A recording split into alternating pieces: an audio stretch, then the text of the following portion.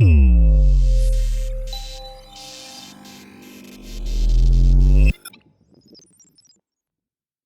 going to jump onto Twitter real quick and let people know we are live now. Ooh, good idea. We are live. Yay! Yay! So we don't have a formal intro for this, whatever this is called yet. Actually, Hari and I did this once last week already. And during our conversation, which we knew we just needed to get live and get talking and we'd be fine. Yeah. We kind of introduced each other and we talked about a little bit of our backgrounds and we came up with the name of whatever we think this will be, which is Clear the Doom. And it's about kind of preparing the way and clearing the doom so that you can do the thing. Yeah. Mm-hmm. A little bit of it's sort of a mindset shift, especially when you're in a space where sometimes you can't get yourself out of your own way, to just clear the doom and make like an active list or calendar of the steps that would help you do that. So then you're in that fresh headspace that we all love, where you can be so much more creative and you generate and attract instead of being in a space where you're still attracting more of the same. Because when I'm in doom space, that's what I'm bringing forward. You know? My God. Oh my God, I'm wagging my tail because I love this so much. I'm actually getting ready to record a series on this for SkillsHub. I mean, I'm going to do 2 series. I'm going to do one for our working actors who are like kind of just feeling stuck.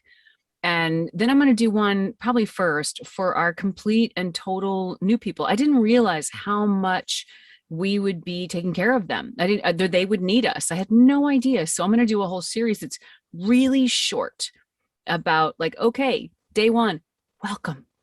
Let's just do something for 10 minutes or 5 or 2 minutes. What's our 2-minute dose for the day?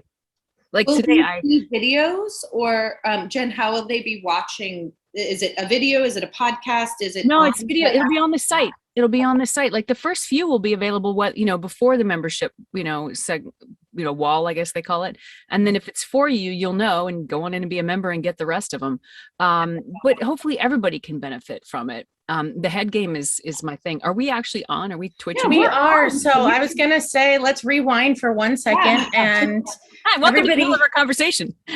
Everybody knows who you are, but welcome, Jen Hale. We're so happy to have you, especially here to talk about SkillsHub, which is your new baby. And we at the Halp Network, Hari and I and the team have been working alongside you guys to help promote and get people excited about it. Yeah. And so we really wanted to just have you get to tell people about it and us ask you questions and where the origins came from in like a really casual manner.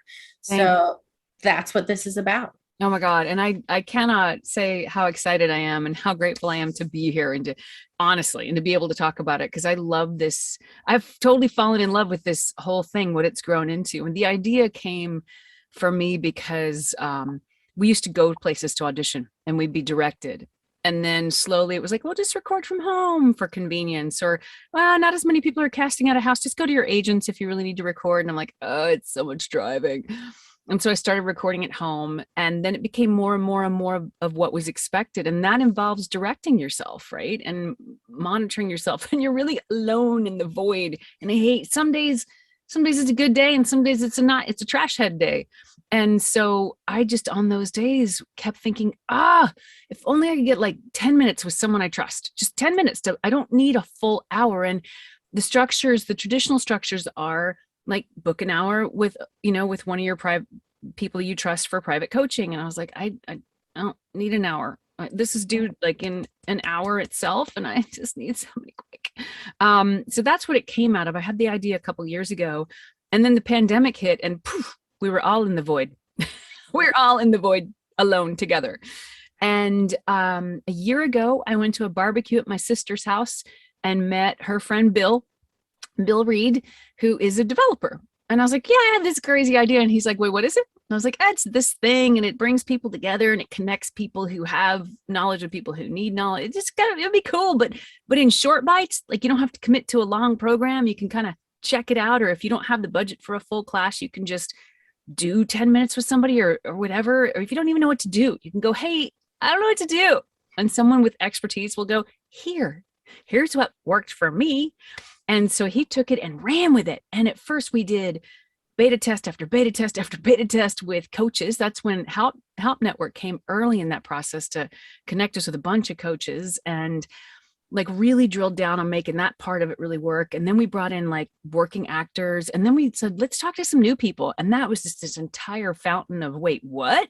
People don't even know where to go. And we've had a new wait, what moment, because one of the things we've realized after opening, right now we're technically in the beta phase, which is really just we're open, but we're still fixing the last few bugs as more and more people use it. Like we didn't have a chance to beta test a bunch of people using it at once. So that's what this beta period is for. But through that process, we've discovered this huge need, which is there are, I call them ultra indie creators out there who maybe are just like people in their basement or their spare room or their kitchen or their bedroom making a project, whether it's an animated series or a game or who knows, just anything. Like so much is up, it's up for creating these days, and they need talent, but they don't have, they're paying out of their pockets, like out of their savings or out of their whatever's left at the end of their paycheck. And they just need a few actors to do some lines. And it's a killer place for people just getting started to cut their teeth. We discovered last week that a lot of sites charge to put these two groups of people together. And we're like, no, come to SkillsHub. We created Bill busted out the opportunity board, put it up there. We're ready for these indie creators and hobbyists to come in. Maybe it's fan fiction, and post your stuff and let our people audition. And you guys just get together. We're not charging anyone for that part. It's free for the creators to come in. Our members are already members through the tiny cost that the membership is. So anyway, obviously I'm crazy excited about this site. It's my baby. Yeah. Well, it's crazy exciting. And it's exciting both from the coaching perspective and from the actor perspective, and just giving people access. It's like access is something that is so hard in Hollywood traditionally, that this just gives a level of access that is really hard to achieve in just networking alone. Yeah. My dog is very excited about SkillsHub. I love your dog for that. But he has been here when I've done 2 coaching sessions now. Both As an actor, right? As an actor, yeah. I haven't been booked as a coach, but I haven't put my time up yet. Mm-hmm. When I do, I'll be very excited. In fact, I'm just glad I got the experience of getting coached by somebody else. Yeah. Because I got a little bit more of an idea of how to distill your knowledge into, like you were saying, you're going to give them the most bang for their buck. I've actually gone to the same coach twice now. Nice. And what I like about that, I definitely will branch out, but I like building that relationship. I feel like when I sent her my second audition, this was Dawn Hershey was my coach. And when I did my second audition with her, she was so excited for me because it was a big animated show, one we all know. And it was like feeling like someone was on my side, and they were wanting to like bring out the best. And it felt like she was starting to know me as a performer. And so I like that you have the option to kind of go back and build a relationship with somebody, especially if they're on there quite a bit. Yeah. Or you can kind of meet a lot of people and get a bunch of different takes on it. So it's been helpful already for me in just like trying it out. I think my 2 auditions that I did with that were exponentially better than anything I could have done by myself. Man.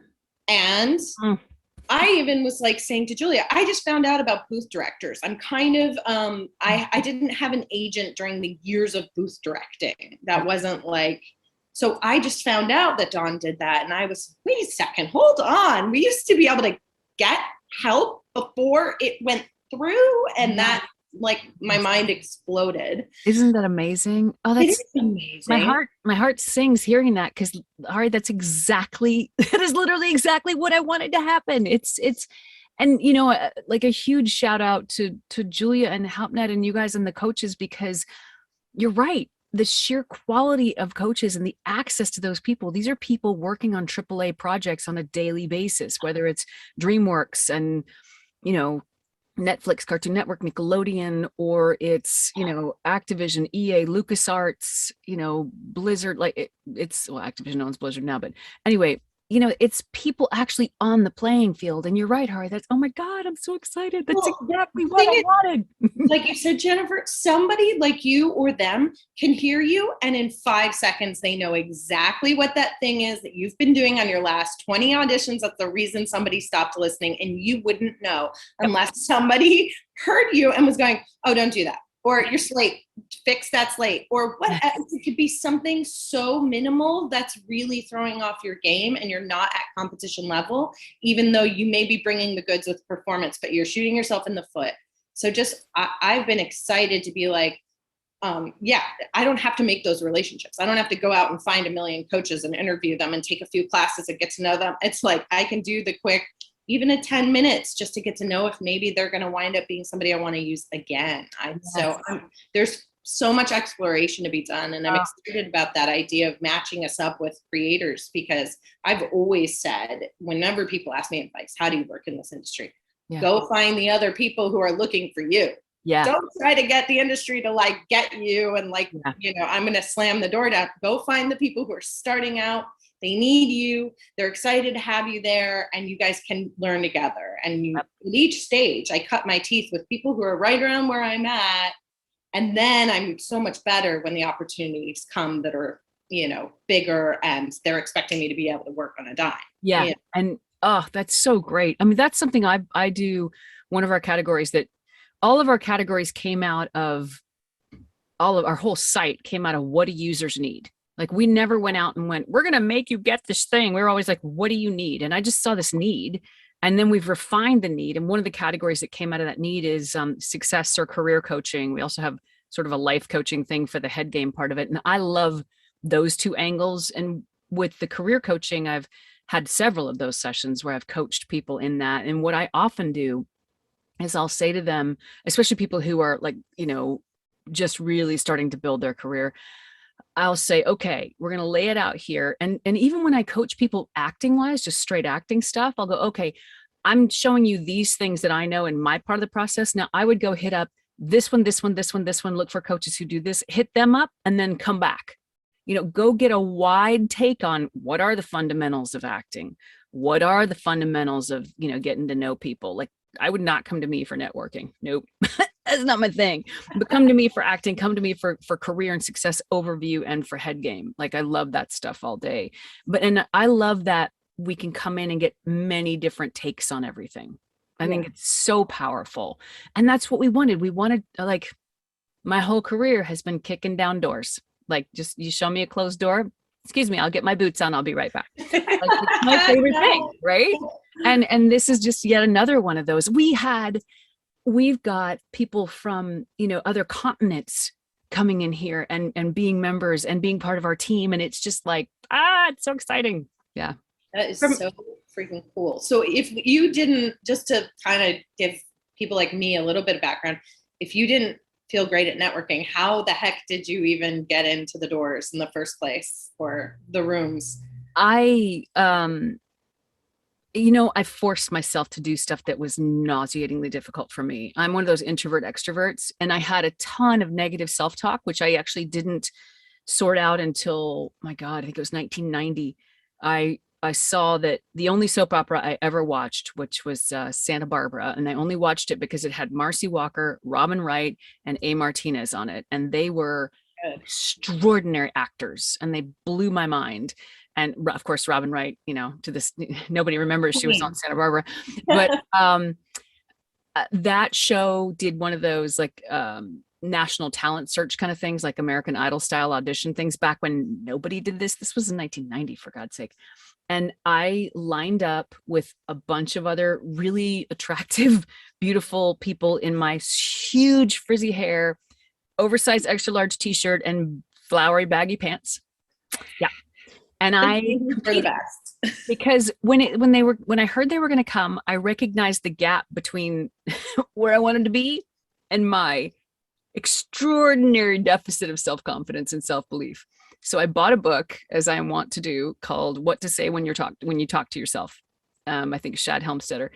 And I dug in and I made the tapes he suggested that you make. And I listened to the recording that I made for myself, at least every day. And I was terrified on the days I missed it that I just cursed my chances. But long story short, Santa Barbara saw women all around the country and they wrote, I got it. They wrote a part for me. And that wasn't just talent. That was intention and clarity. And it goes back to what you were asking, because I forced myself to do something that was really difficult and really unpleasant for me. I'm just not a natural networker. I get, like, as Julie Nathanson says, all done humans. I get like that really quickly in groups of people. So I just threw myself into my work, and I have such an intense and deep appreciation, respect, love, joy around what my peers do and what our directors do, that I love these people. I just love them authentically. And I think that has helped me be able to bring them into SkillsHub and into our coaching team. And it's just, I feel really, really lucky. Yeah. I think people can sense genuine intention so much, like dogs and dolphins. You can tell when somebody somebody's just trying to network, trying to get their nut or their little thing for themselves, or if whether or not they genuinely want to make the project the best it can be, or they want to bring the best energy to the day or the record. That's the most powerful magnetic way to participate. Absolutely. If you make it about you, you will die on that rock, and it will be a lonely death. Julia, I've watched you almost talk a couple times. I'm like, I'm going to make space for Julia. Oh, no, you're fine. You're fine. I was just going to say, from a coaching perspective, it's been really refreshing to have a place for people to pay me, because I'm someone who will give all my time away for free. And while I still do that a decent amount, what it's allowed me to do is like focus in on the thing that you need at that moment. And I've been working really hard to make sure that I'm prepared for all my sessions and that I do my homework beforehand so that I come in and I'm valuable to them. You know what I mean? So I just think that's been really interesting, because it's and awesome, because it's given us a place to say, you can find me here. And almost all of my coaching sessions have been with people. That's not true. It's been split. A couple of people I know and a couple of people I didn't know at all and are now on my radar. And so I love being on there also for like discovering people, because there's no replacement than 10 minutes with someone. Like it isn't, even in a class setting, that benefit also you get being around your peers in that class as well, right? But in this, you get that 10 minutes with that teacher, and you can really let them know who you are. And that's been really valuable for me as a coach. Yeah, I think that's two of the things. It was such an exciting process. We literally sat around my sister's dining room table, because my sister is our operations director. Which is the best. I'm like, I have an idea. She's like, no more ideas. I'm like, but this one. She's like, and then Bill goes, I got it done. I made the thing you asked for. And I remember going, hey, Bill, can we keep track of what everybody does from that? He's like, yeah. And my sister's like, that's great. Cause she's in academia is her background. She's like, there are no micro credentials here. I'm like, well, we have resumes, but people don't often read them. She's like, I said, it's like Groundhog Day. You start over every day. Right. And she's like, that's not, because she's watched me live this career, my entire life. And so we created the skills tracker to track everyone's training on the site, which is really cool to have, but it actually connects to our casting corner, and casting professionals come into the site for free anytime they want to. And nowadays casting has gotten to be joyfully so authentic, and it's required. Like I remember when BioWare asked me to play Krem in Dragon Age, and Krem is a transgender character. I was deeply honored. I did a lot of research and I jumped in and took that responsibility really seriously. I would never touch a role like that today, because a trans person needs to do that role. And I love our skills tracker married to the casting corner, because if you need a trans specific islander, or a trans person of, Inuit descent, like, you can find them, because actors have the choice on our site to opt into their identifiers, their ethnic identifiers, their preferential identifiers, their gender identifiers. And you can, so if you need that really specialized person, and you see them, but they don't have an agent. They haven't really worked. As a casting professional, you can see their skills tracker. You go, oh, they did 40 minutes with Julia. They did half an hour with Jennifer. They did an hour with Hari. Okay. And they've studied. Wow. You know what? It's worth me reading them. And that was like, and Bill's like, yep, I can build that. And I'm like, I love Bill. He makes it's super cool. It's like it was designed with your career in mind, or the things that you've thought would have been helpful for you, which is just like, I think there are things, and I won't say which, but there are things that are designed for our industry without actually coming from the people who have done the job, like boots on the ground. And I think sometimes, especially with casting, we're doing our best to like find what we can with the technology available, and a lot of times it's creating so much extra legwork. So it does. You know, Hari, you mentioned something earlier I wanted to circle back to. One of the things that I've been doing is I'm, slowly over time sitting down with each of our coaches and doing an interview called A Minute With. And they're longer than a minute. They're anywhere from 10 minutes to 25 minutes long. And I get to ask casting professionals questions like, okay, you get how many auditions per role? I hear some people say 90. I hear some people say 300. I'm like, how do you listen to all those? And they inevitably say, I'll listen for the first 7 seconds, or I'll listen to the first 10 seconds, or I'll hop around and listen to little bits. I'm listening for something very specific. And I get to ask, what are you listening for? What has you listened for longer than 10 minutes? What do you wish actors would stop doing? What do you wish actors knew to do? And that's all in our Minute With library that's for members just to go. And I guess it's a podcast in a way. Yeah, but that's super useful, because I see a lot of chats with these folks and they're still saying kind of the basics, make sure you're on time, make sure you're prepared, you know the copy, and sure, all of that, definitely. Okay. But if you are somebody for whom that is a foregone conclusion because you're a professional, give me the real gossip. Like, what the heck is it? That's hard to know that we sometimes record 3-minute auditions and they listen to 10 seconds. I tell you, one of my greatest antidotes for that whole thing is that the audition is the job. You are like this morning, I had an audition. It was intense because I happen to know that it's down to 2 of us, and I love it's an animated series, and I love this series. And I was so grateful that I've been teaching lately, because I remembered very clearly, like, I'm not going in there to get. I'm going in there to give. I'm going in there to give a joyful experience of what these words coming through my soul with their, refinement through their specifications is. So we're just going to have a party time, and it's going to be a blast. And it was so much fun. And the rest of it's not up to me. If it's meant to be mine, it'll be mine. And if it's not meant to be mine, it's going to go to someone else, and they're going to have so much joy when they book this role. And it doesn't matter. And people go in to get, not to give, because that's how we've been trained, right? But that 3 minutes or 5 minutes or whatever it ends up being, 10 minutes, 20 minutes, if it's a callback, is really about bringing yourself forth. And how do you do that? We're so trained to go with the external. Like, what do they want? No. Like Sarah Cravens is brilliant at this. She'll take what they want. She'll go, you know what? I'm going to do this because this looks like a lot of fun, and that's really what it is. It's about the joy and the fun. And this may not be your role, but it's your moment to meet these people. It's your moment to show what your soul has to offer. And they'll go, oh, I'm going to remember that. I don't need those. I don't need dill pickled chips today, but I will be back for them because they're really good. Yeah. 1000%. I can't echo that enough. I had a conversation this morning on a SkillsHub session, and my actor was just so focused on what we wanted to hear.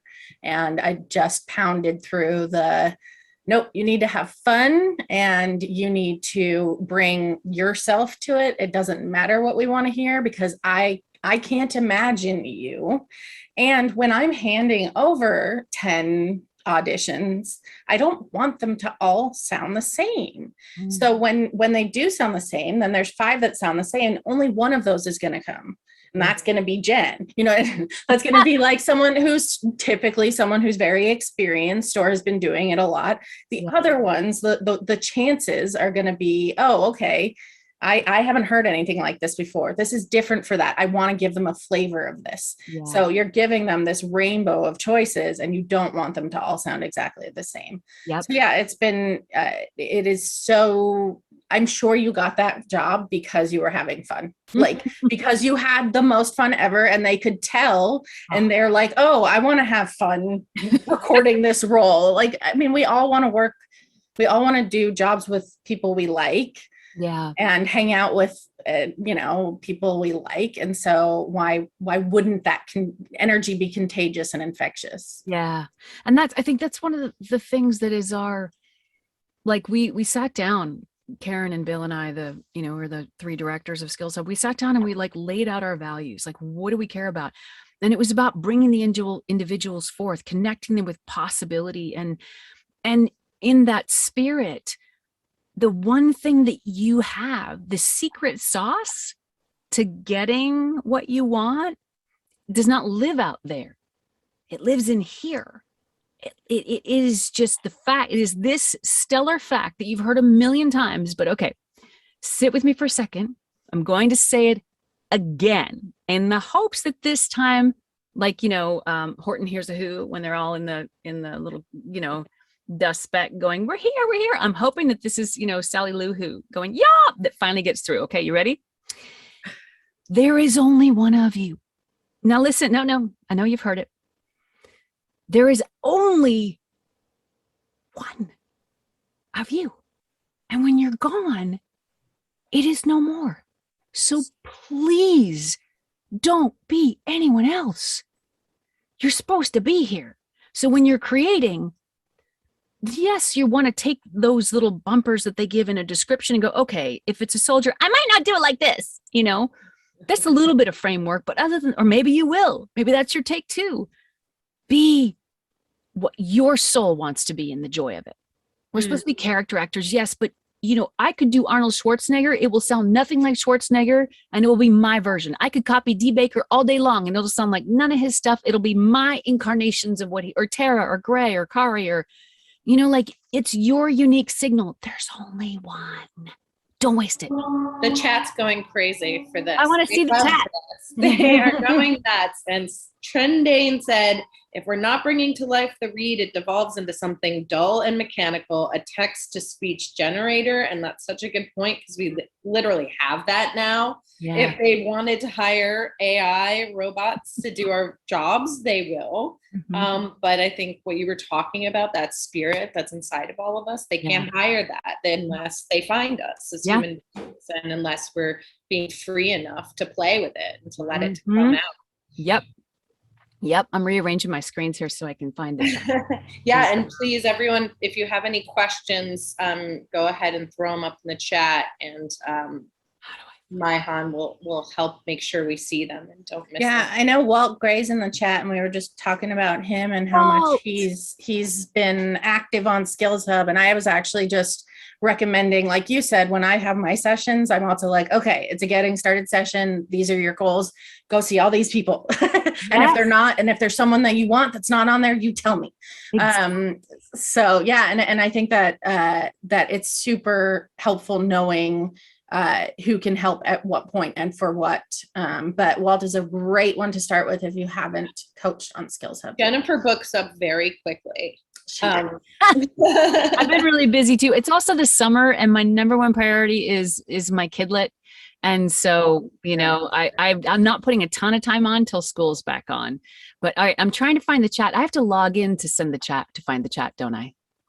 You shouldn't have to. You should just be able to see it from like twitch.com/the Halp Network, I think. Yeah. All right. I'm just in there.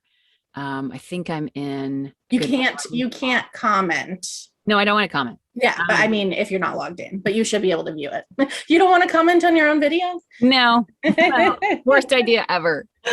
All right. Yeah, I can't find the chat.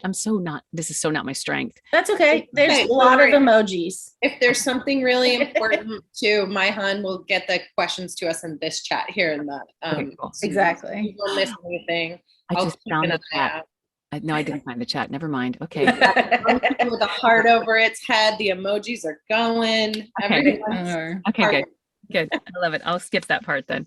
Jennifer, I had a quick question for you. Yeah. I heard you in an interview once explain something about when you were doing a character, staying in the middle of the lane of the character. And I just wanted to, I was like, why don't these interviewers ask her to talk more about that? Because I was like, wow, I want that expanded. So do you mind kind of expanding a little bit on that concept? Yeah. When I'm playing a character, like when we become these characters, we are, as humans, we are a library of all that has ever been felt. I mean, I'm lucky and challenged enough to have a really wide experience of the human existence.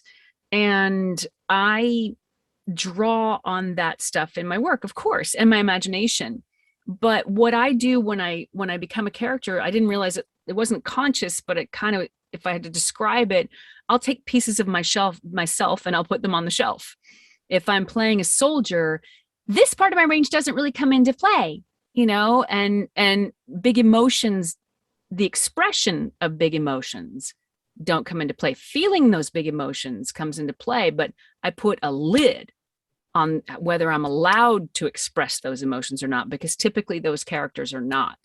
If I'm playing a civilian and I'm in a battle, I've played a lot of soldiers of varying ranks. You put me in a battle, I'm very comfortable. But if I'm playing a civilian, I am uncomfortable. So I'll be playing that civilian and I'll find myself in a battle and I'll be comfortable. I'm not in the middle of that lane. I've lost track of where the boundaries of that character are. Like, no, this is not my zone. I'm really uncomfortable here. I'm always uncomfortable here. And then of course there's always cover, which is a whole other killer conversation. I love cover. That's what I mean. And vocally, like if I've taken out the top part of my range, like the character's a lower voiced person, or they're younger and they just live more in here, and I find myself dropping in here, I'm out of my lane. Get right back in the sweet spot, right in the middle of the lane. And I typically have, I don't even know how many voice references I have in my voice memos that I keep till a job is done, and then I flush them because of NDAs. But actually, I don't always flush them because sometimes characters come back. Although my phone was recently murdered accidentally by the tailgate of my car and me.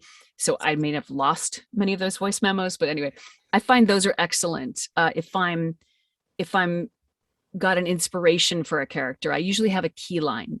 For Cinderella, it's oh, that clock, go on, get up, you say. That puts me right in the middle of Cinderella, and for sure, yeah, it could be, I'm sick of your disingenuous assertions. That takes me right to the middle of Shepherd. And if it's Dory, it's like, a boat, I've seen a boat, just keep swimming, just keep, it's all Princess Morbuck says, Daddy, I want to be a powerpuff girl. Like they've all got their key lines, and that puts me in the middle of the lane. Yeah. That is so awesome. Is that something that's just like instinctual for you as you're performing? Like the kind of, when you hit up against the bumper, you're like when you're driving, you're like, oh, I'm getting over too far. I can typically feel when I'm off, because I've been blessed to do huge volumes of these things. And I'll ask for a pickup, even if the director's happy. I'll be like, and I'll tell them why. And they'll go, really? Unless it's somebody like, like Chris Zimmerman, Salter, who is one of the most discerning voices in direction out there. And she's extraordinary. And that woman, I am a better actor every single time I come out of the booth with her. And there are many like her, Andrea Toyas, like, oh God, there's just, I don't want to name names because I'm going to skip a bunch of amazing people. So, Charlie Adler, anyway, sorry, I'll stop. Yeah. What? Anyway, Daryl Farrell. Yeah. Yeah. And that's what your director does, right? They help you keep those bumpers in your lane where they belong. Yeah. Yeah. I love that. That's, you have a question. No, I love that. I thought that was so, I love hearing you go into your different modes too. And it's so fun seeing how now easy it is for you to go to those places. Yeah. And even we'll have to put, I don't know if Han has the link to it, but we'll have to put in the chat the Welcome to Skills Hub video, because it's so adorable and awesome and wonderful and genuine and perfect. So Jen did like a promo video for Skills Hub where she says welcome to Skills Hub, and she's directed about 50 different ways. And I didn't know what anything was coming. I asked Chris if she would do it, and she's like, yeah, I'll do it. And she's like, I don't have to be on camera. I was like, no, it's me. I'm in the hot seat. And I did not know what was coming in any of those. You can see it a couple of times. I'm like, wait, what do you want me to do? And then I'm like, the director speaks, you do it. That's so cool. Yeah. What's the absolute best kind of way a director can relate to you as an actor when they're asking you for a direction? Yeah. The number one thing I think for directors to know is when to get off the button, because directors will often have an idea. They're very bright people juggling a million things, and they'll have an idea of what they want to communicate. And they might be halfway through that sentence or that concept, and they don't even realize they've already alighted something quite naturally in the actor. And if they can detach from finishing their point and let the creative juice fly and just get off the button and see what they just sparked, it's often exactly what they thought they'd accomplish by finishing that sentence. Because when you're directing somebody, you'll say, okay, so there's a battle and this just happened with your friend, and it's kind of like this, and the actor will often go, oh, yeah, that's when you get off the button and let them do it. And because most of the time, and I'm learning this actually through coaching as well, I can see people, get the point, and then I'm training myself to stop talking as soon as they get the point. Even if I had a concept in my head of how it was supposed to be explained, half my sentence did the job. I don't need to say the rest of the sentence. Because what happens when you continue on and finish the sentence anyway is that spark that alights goes pink. And then the actor, which is part of our job, recreates that spark. But it's not the same spark.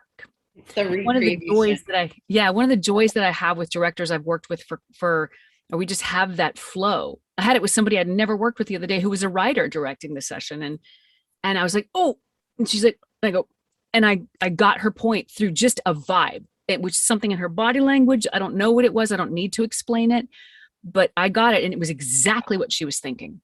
And, Chris and I will be like, she'll be like, I'll go, and then I just do it. Chris, Chris is the master of that, of the one word direction that plays the actor like a fiddle. Like it's bonkers watching her, and she'll just say like one word, and then the actor does something completely different. And you're like, what just happened? Yeah. Having sat in the room for many years, taking notes for Chris and Ginny and others, the quickness in which they can get to the point of what they're asking for is impressive. Yeah. And I think that's one of the things that you get with this kind of training, with this kind of drop-in training, with the time behind the mic, is the quickness. Like someone who's been doing this a while might want more. They might want double scale or triple scale or whatever people can get. But they're going to get the work done in half the time. Mm-hmm. So you're saving that studio cost. You're saving your own time. You're saving your person hours there in the booth. Like you're saving time by tapping into excellence to help you get it done. Yeah. I'm a huge fan of shortcuts. I think that's probably why I came up with this whole thing. I'm like, now, if somebody can tell me where the road is, I'm all about that versus stumbling around in the dark going, was there a road here somewhere? I'm a huge fan of accountability and coaches. And just in general, I'm someone I don't like exercising. It's not a thing I like being outside. I like nature, but I don't like working out. Yeah. It's not my thing. Never been my thing. I was always a team sports player. I like the social element. I like to breathe and be outside, but other than that, not into it. But I knew long ago, if I wanted to be ever working out consistently, I would need someone. I need a trainer. I need someone, a class whatever it may be, someone to meet at a certain time Yep. so that I would do the thing. Yep. And in my life, I've gotten coaches for all sorts of things, and for, helping me write or helping me do the, It's whatever, hiring the home edit to like come and fix your organization of your cabinets. Like these are all right. I wish. oh god, Goals. dream time here, post-COVID dream. Yeah, I So agree. glad you share that dream. Oh yeah, I share that dream with kidding. I'm like, oh my god, you're hiring what? Who? No, I wish. I need that is a goal. Give me all the recommendations now. Yeah, we just are adding a feature. It should be up in the next couple of weeks. Bill will correct me on this if I'm wrong. I'm sure. Watch Twitter. But we are building workout rooms. You know how actors will get together and pay an engineer to everybody go to a studio. We're building virtual workout rooms that are free for our members, and just they'll accommodate. We haven't decided yet. Probably 10 or 12 actors, and there'll be ones that are specific to animation or games or commercials or promo or audiobooks or whatever. And then we might have mix rooms. But that's a great tool for accountability, is showing up on a regular basis with people who support you, Well, that speaks to my next question, but maybe just even you could elaborate a little bit more, is what would be your advice to somebody who's really on a budget right now for the best way to maximize their finances while using the service? I would say start with somebody who can give you the big picture. Start with, a success or career coach or a life coach, somebody who's going to say, okay, what's your goal? Where do you want to end up? And backtrack. And they'll, in that short, spend 20 minutes with them, maybe a half an hour, but like 20 minutes with them, and just go, okay, and figure out what your chop wood, carry water tasks are. And that is, what do I do each day? What are my touch points? If I have $60, every 2 weeks to spend, all right, I can spend that on this coach because they're this much, or 2 sessions with these coaches. And then I would use that money to challenge yourself, and also definitely start with the life and career coaches, because they can also open up how you think about money, because this is a huge piece of the conversation. The scarcity mindset. Yeah, your consciousness and your vibe around money, what your identity is around money. These are all really important things. So you want to start with the super big picture, and then surf around the coaches. Like, even if you fall in love with a coach, surf around the coaches, because you're going to get different things from everybody, and do your homework in between. When people come to me newly, I give them these sort of chop wood, carry water homework things, because it's the whole concept of $1 a day. One of the exercises, I learned this from Dee Baker, who learned it from Cass Susi, which is read out loud every day. I think he was reading out loud while he walked his dogs. I was like, are people following behind you like the Pied Piper? Do they know who is walking by them speaking right now? But it was crazy. So, one of those assignments that I give a lot is read out loud 1 minute of nonfiction, read out loud 1 minute of fiction. Both should be cold reads, because that's a skill we need to have. Maybe a couple times a week, you go back and redo something you did just to mix it up. Because if you read each of those for a minute and you listen back, that's 4 minutes right there. And then you got another minute to digest. And that's just 5 minutes that you're probably having fun on the days when, 6 people aren't asking you for things in every minute. You might spend 10 minutes because it's fun, but you're not going to get often 4 hours to do that on a Sunday. And if you just did that 4 hours every Sunday, it's still $1 in the bank. It's that 5 minutes. Great book called The Slight Edge by Jeff Olson that covers this concept really well. Yeah. Slight Edge by Jeff Olson. Yeah. We got to start putting our bibliography down the bottom. We have that one. We have How You Talk to Yourself. What to say when you talk to yourself. What to say when you talk to yourself, Han. You can write those down in the chat. That'd be awesome. We have a question. Let's see. Okay. All right.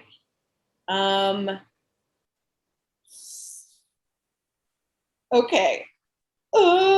Sorry, I'm scrolling back. It says, I got it. A lot of actors who do games and animation only have to do 1 or 2 characters, whereas audiobook narrators have to do many, if not all of them. Do you folks have classes which focus on expanding one's character range? Yes.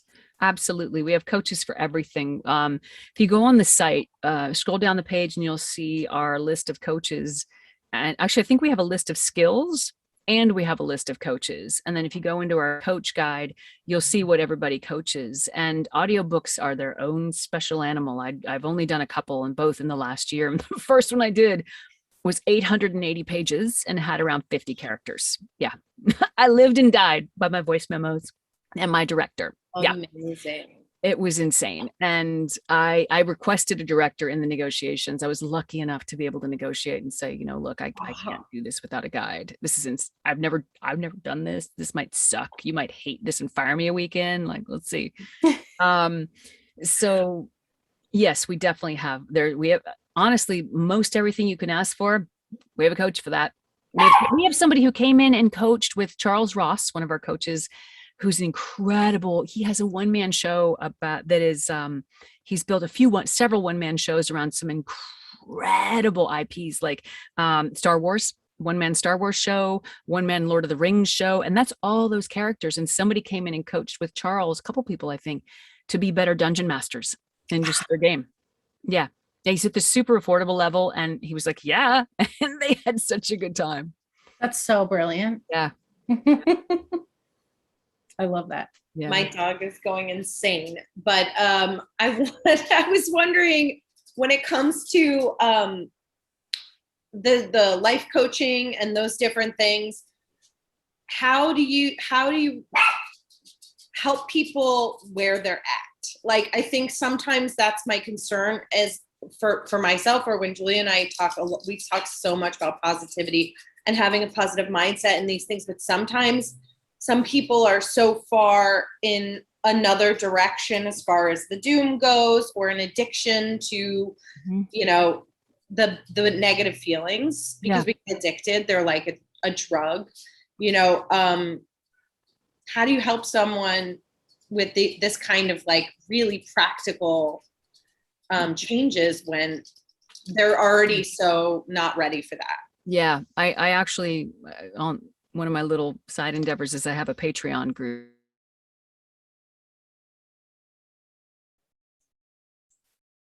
Oh, do we lose her? Nope, I'm here. Oh, there we go. Can you hear me? Yes. I was just saying, I have one of my side things is I have a Patreon group called The Haven, and we deal with this kind of thing. I deal with it, on the regular, and it really is exactly what you said. It's meeting people where they're at. And I find positivity can be a lot of pressure. And I think the flags that I hold on to, as cheesy as it sounds, honest to God, the greatest life raft or, life vest anyone can put on is self-love, which begins with just self-acceptance. There's a killer chart called and we talk a lot about this in the Patreon. There's a vibrational chart of feelings, and it goes from, shame is the lowest one, which if you're telling yourself you should be positive and you're not, you're shaming yourself, right? You're like slamming yourself into the basement going, get out of the basement, bam, get out of the basement, bam. It's like, that doesn't work. So just meet yourself where you are and go, oh, okay. All right. I'm on the shame train today. Okay. And that immediately bumps you up a couple notches. Like, you just take the pressure off. It's not about positivity. It's about acceptance of what is, and then flowing with that. Like, create with what's in front of you. It's like a keto for life every day. And it's a number of things. I created a practice, good Lord, 30 years ago, where the life of an actor, I've been an actor forever, and the life of an actor can be really difficult. And I don't know many of us who came from really killer home situations where everything was peaceful and easy. I don't know that you become an actor very often. Some people do, but many don't, out of that space. So you're sort of preconditioned for the suffering.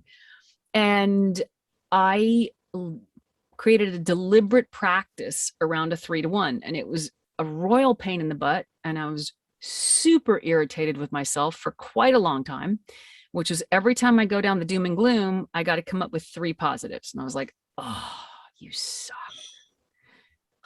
Okay, this and that, and And I just kept forcing myself to do it because I realized how toxic the other way was. It has a physical cost. And I think seeing the price of the negativity, also for some people, it's home. Like if you've come from a culture or you're surrounded by friends where complaining is the culture, how are you going to fit in with all your friends if you stop? There's this wonderful book called The Pig of Happiness that is one of my absolute favorites. It's like a 2-minute read. It's a lovely YouTube video, I think, read by the author. It's just divine. I recommend it for this sort of a shift. But you have to be willing to be a contrarian and to go, you know what? No, I'm standing for where I feel good no matter what. Like lately, there's so much going on and so much coming at me personally for my energy. I'm way behind all the things I ought to be doing. And I had to realize, like, my ideas, my identity around what I should be doing was way out of touch with what was possible in a given day and possible. It was out of alignment with my actual values. My actual values are my kid is only going to be the age he's going to be for a minute. And then it's, and then it's gone. And Don't you don't say it. yeah, you don't get that back. No. It never comes back. And so I was like, you know what? I've been lying to myself and I didn't even realize it because we all do that all the time. We lie, like, check out where you're lying to yourself and just clean it up. Don't judge yourself. Stop judging yourself. It doesn't help. It does nothing. It just makes you judge everybody else because you're like Judge Judy everywhere, don't do it. And so I was like, oh, okay, let me just get really honest. What matters to me is taking him to the beach on a day, making cookies, doing my work, doing my sessions I love. And okay, he gets a little game time when that happens, but he's got his friend right now. His friends are over, but I trust them. They're, if they come barging in here, if there's a sign on my window that says blood, okay, I'll have to leave for a minute and go take, because they're only allowed to interrupt me for blood. You just figure it out, and that has happened. I've been like, oh, I'll be right back. Oh, I am currently listening to the sounds of the kitchen right now. Yeah. And I don't know exactly what is happening, but I can hear clanking and a ladder and a few other things. So I'm really looking forward to what happens when I walk out. It'll be a culinary discovery for you. Yes. It's grace. It's giving yourself grace. And if we all make that when the moments when we make that a practice, the world feels better and it is better. And like, to go back to a piece of American history that's profound, we have rarely been as unified and kind and conscientious and full of grace as we were on September 12th, 2001. We have rarely, and unfortunately it was the shared trauma that threw us in there. And let's just not discuss what happened after that. But that one day we were all like, I was on a horse drive. I was in the middle of nowhere. And we were people of all different orientations, all different political spectrum. There's you have animal lovers who are far lefties who just love the animals. And then you've got your wannabe cowboys who are like, no, gun rights, we're all together on this trip. And we're riding along and somebody starts singing. We're all silent because we woke up that morning to a radio crackling in the truck, which usually doesn't happen. And it was like 20 degrees in a pasture in the middle of nowhere in Nevada. And everybody gathered not around the fire, but around the truck and listened to the radio and the reports. And then later we're all settled up and we have to keep going because we've got to get somewhere with these horses. And somebody just started singing, "This land is your land." And we all joined in. Didn't matter. And that was grace. And that is possible every day. And I think it comes most powerfully and profoundly when we have that grace for ourselves first. I think that's a wonderful note to end on. It's so, I've been using that word and I'm not religious, so I hesitate to use it because I feel like it has so many religious connotations, right. But I'm so glad you're using it because it allows me permission to continue. Like we can change the associations with the word because really I use it all the time for that exact reason. Like, do not beat yourself. The whole world is beating you up. Yeah. Do not add on to it, especially right now. Yeah. Divine. It comes from somewhere else, a lot like how we channel our characters or we channel our stories or whatever. And it's a gift. So the more that you show gratitude for it. You recognize it, the more I feel like you get it back. Like you see it in more moments in your day. And, you know, you were asking about the mechanics of these shifts and how they happen. And there's power. My pinned tweet is about your focus, because what you focus on does grow. It is a fact. Grows in your own behavior. It's both a fact in terms of the reticular formation of the brain and the pattern recognition system. And it's also a fact in terms of the way that the whole quantum physics thing plays out and the wave particle theory and all that. Like, it's a tool you can use to your advantage or your disadvantage, but you are using it at all times. You are always using it. So which wolf are you feeding? That's the question. And it's okay if you're feeding the wrong one, because you didn't know. Now you know. And every time you remember, don't beat yourself up. Just flip it, put the food bowl in front of the other wolf. You know?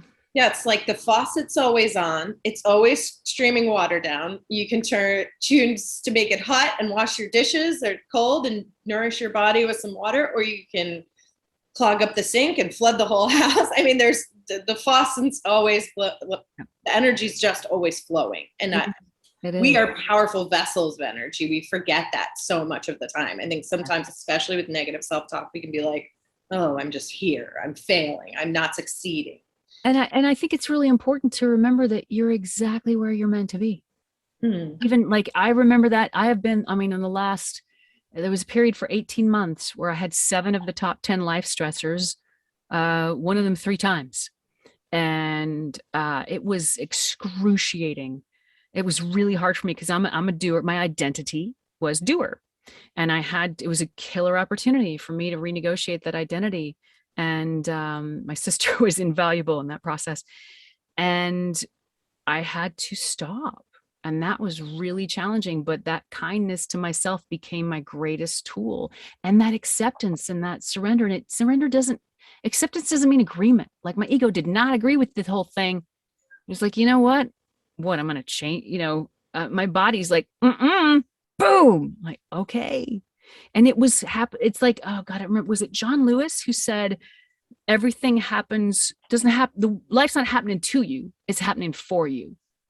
And everything is exactly where it really is. Even in those awful times, it's on track, or it would be doing something else. It's trying to teach you everything. Yeah. But those are our best. I think the most growth comes from those times. And if when everything's just going great and it's all peachy, I notice that's when I get into sometimes my lowest self, because I'm all ego. And when I'm really on my knees and I have to surrender and I have to accept, that's when I kind of grow spiritually. Yeah. Kind of like cow poo on the lawn. Like your neighbor, you drive down the street and the whole street stinks because somebody got a bunch of cow poo and dumped it on their lawn. Like, that thing stinks. It is not pleasant. But that lawn's going to be amazing in a couple months. So you're just having a cow poo on the lawn time. And you might get some magic mushrooms. Yeah. You have some of those in front of my house and they're terrifying as a mom. I'm like, don't touch the orange things. And they come out at Halloween and they're like this big. They start out as these white ball things and then they go, and it specifically says online, do not touch them. And I'm like, don't touch them.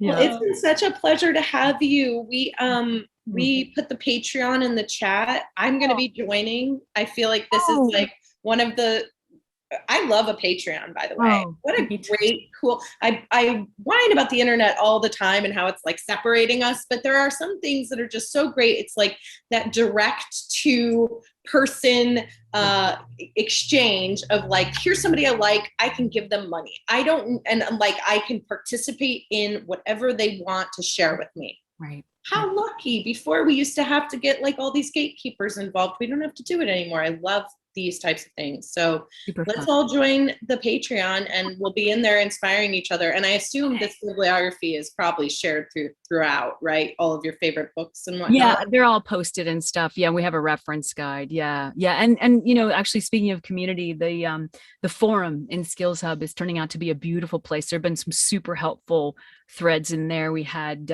people looking for a new monitor, like, what do I get? And people chiming in. And Randy Coppinger is one of our tech coaches, and he was like, okay, here's my take on mics, and here's my take on, you know, and like, you know, what do you want, or how do you get past this? And yeah, there's so many wonderful communities. You're right. So many great places out there to connect. Yeah. So we'll all see each other in the SkillsHub forum as well. Yeah. Yes. Thank you. Yeah. So thank you so much for joining us, Jen. It was delightful. Thank you. I know I would do it every week if you would have us. So do it. Let's do it. You join us whenever Hari and I are trying to do this. Thank you. Thank you. Thank you. And thank you everybody out there. God, thank you for being here. Yeah, thank you for everyone for coming. Join SkillsHub, 10% off with code HALP. Yes. Join Jen's Patreon, join our Discord, all the links, all the things. And I think next week, Hari and I are going to come back and have Mr. Walt Gray join us for a chat. Yes. So well, thank you for helping us clear the doom. Yeah. Hey, you do it. It's officially been cleared. Pig of happiness. Pig of happiness. Yep. Pig of happiness. Have a really great weekend. Thanks so much, you guys. Thank you, Jen. Have a great evening. Thanks, everybody. Thanks, Hari. Thanks, Julia. Bye. Bye.